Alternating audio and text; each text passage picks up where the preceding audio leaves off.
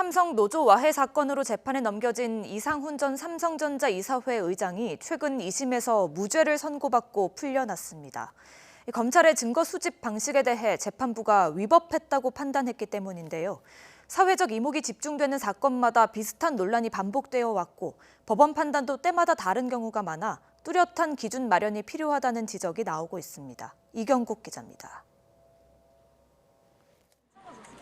삼성 노조와의 사건과 관련해 최고위층 인사인 이상훈 전 삼성전자 이사회 의장은 1심에서 징역 1년 6개월의 실형을 선고받았지만 2심의 판단은 정반대인 무죄였습니다.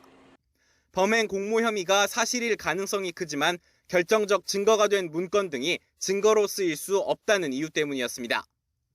재판부는 검찰이 지난 2018년 삼성 본사에서 관련 자료를 압수할 때 영장에 적힌 장소가 아닌 인사팀 사무실에 있던 하드디스크를 압수해 위법하다고 판단했습니다.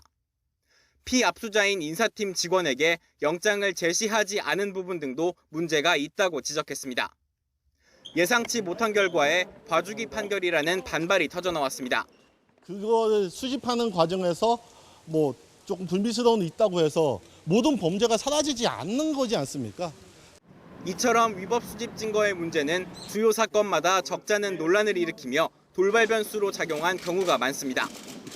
최근 검언 유착 의혹 사건에서도 법원은 당사자의 참여권을 보장하지 않았다는 이유로 검찰이 이동재 전 채널A 기자의 휴대전화를 압수한 걸 취소하라고 결정했습니다. 반면 사법농단 사건에서는 영장보다 넓은 범위에서 압수수색이 이뤄졌다는 주장에도 불구하고 임종원 전 법원행정처 차장의 USB가 정식 증거로 채택됐습니다. 이와 관련한 대법원 판례를 보면 인권 보장을 위한 절차를 어겨 수집한 증거는 유죄 인정의 증거로 삼을 수 없다고 규정하면서도 증거 능력을 배제하는 게 실체적 진실 규명에 반한다면 예외적으로 증거로 쓸 수 있다고 판단했습니다. 이처럼 권리 보호와 진실 발견 사이를 오가는 모호한 판례가 법원의 자의적 해석과 검찰의 편법 수사 관행의 배경이 됐다는 지적도 나옵니다.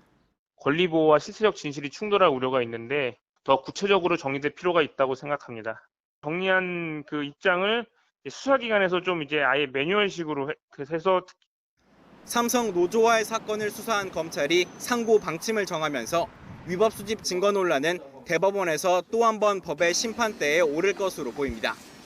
사회적 관심이 큰 사건인데다 하급심에서 정반대의 판단이 내려진 만큼 대법원 전원합의체의 심리를 통해 위법 수집 증거에 대한 구체적이고 명료한 판례를 남겨야 한다는 목소리가 나옵니다.